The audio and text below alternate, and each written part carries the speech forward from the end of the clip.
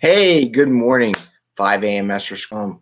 I am Greg, Mester Scrum Master and Agile Coach, and I hope you're all doing well today. It is a Sunday, about 7:19. That little beep noise was notification, and we went live. So when you ring the little bell and you hit the double bell, right, you ring it, subscribe, which is awesome, by the way. Subscribing is great. And then you ring the little bell the second time, you get the double. You get notification when we go live. Anyway, what are we going to talk about today? I want to talk about something about it's not about you. As an enterprise coach, every once in a while I coach things and I get scrum masters and people throughout the organization think about what I'm talking about is you and what it's really not. I may have saw something or learned something or trained something with one person. Typically, it's across the whole organization. People think, oh, you're just talking to me. No, there's about 10 other teams doing the same thing. And just want to explore that a little bit as an enterprise coach, because some people don't understand that and don't see where that comes. So I'm going to teach you. I'm going to share with you some of my thoughts as an enterprise coach, how I coach at the enterprise level. So 5 a.m. Mester Scrum Show. This is our 639th episode. I am Greg, Mester Scrum Master and Agile Coach, and here on the 5 a.m. Mester Scrum Show, we talk about Agile and Scrum in a practical and tactical way, so you bring value to your customer, not work the crazy hours like they all want you to, and get you home to family and friends so you can have some fun, enjoy life at work, enjoy life at home. You spend a lot of time at work, so you should make it fun.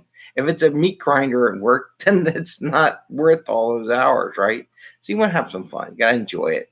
So with that said, what am I talking about, Greg? So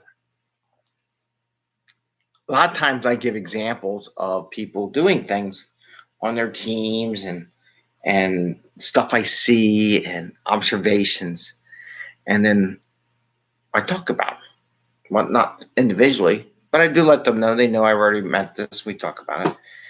And some people think they have to step up and share about it, but it's like, no. It's like, if I hear something and I already talked to you about it and everything like that, it's usually because the whole organization as a whole is doing the same thing. So I just find it interesting that so many people, I wish I could play on YouTube those songs like You Think It's All About You. There's some song from way back when that song. I wish I wrote that down, because that's kind of thought in my mind was like, oh, you think this song's all about you, but it ain't all about you. I'm going to tell you right now, that song is 100% totally correct. So people think when you play that song, it's, oh, they're singing about me and my story. I'm like, no, it's the whole enterprise. So how do I coach as an enterprise?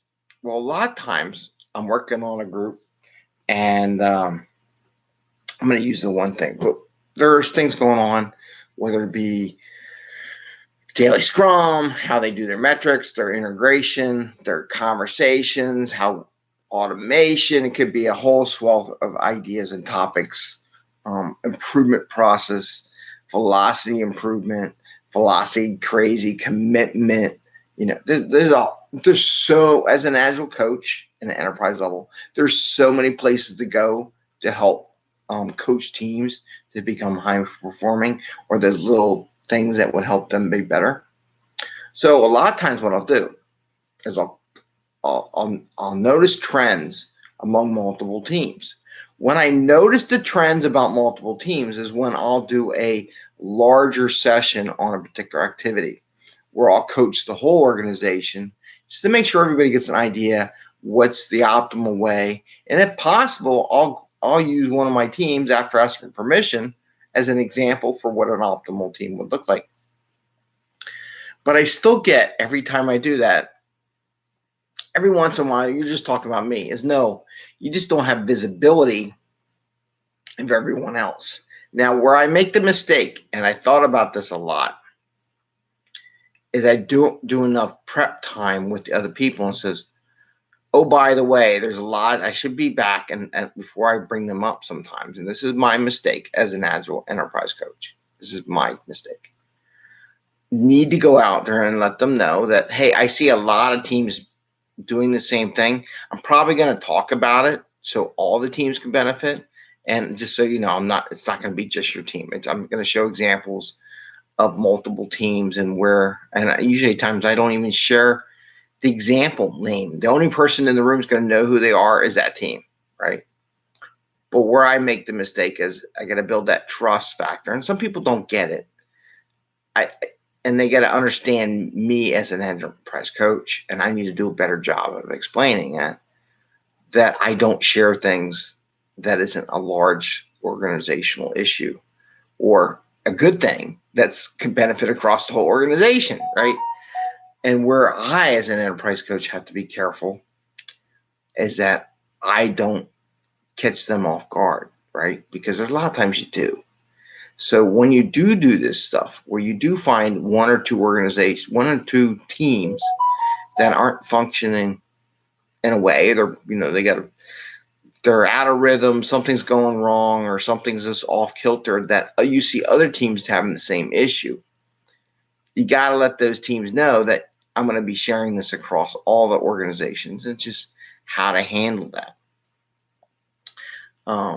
The other day, I'll just give you an example. I had one where teams were accepting stories mid-sprint.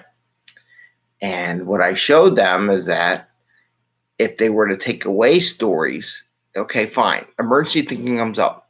Worth 10% of your points, right? My take on it is you should take away 10% of the points in the sprint. Put them in the backlog, put them in the next sprint. And if you get what you got done, you can bring them in. And the reason why I show that, because you have the agreement is not necessarily on the stories too. It's also on the velocity which the team and the product owner talk about. And I'm going to do a whole show on that. But anyway, I had a couple teams where I was showing people this. If they would have took away points, their burn down chart would have been great. They would show how they're really progressing. But by not pulling the points down, it made the team feel like they're never going to achieve any goals, right? Even though they're working hard and they get stuff done. But it was happening on multiple teams because multiple Scrum Masters were allowing this to happen. And one thing I shared was I'll give you an example. Just got to watch out for this. And this is why, and I explained the agreement and all that, and I'll do another show on that. But what I didn't do is one of the people in the room, which I had shared that with, and I forgot. And I forgot to let them know I was going to talk about it. And that person took it, this is about my team. And they went into a whole explanation of why their team had that.